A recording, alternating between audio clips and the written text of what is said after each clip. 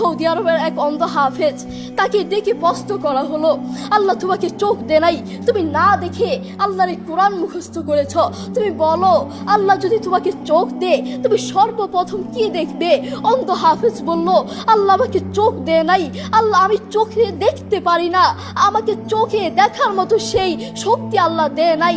আমাকে যদি আল্লাহ চোখ ফিরিয়ে দে, আমি আল্লাহর কসম করে বলতে পারবো আমি আমার মাকে দেখবো না, আমার কলিজার টুকরো সন্তান আছে আমি সন্তানকে দেখবো না, আমার ভাই আছে, আমার বন্ধু আছে, আমার প্রিয় মানুষ আছে, আমি তাদেরকে দেখবো না।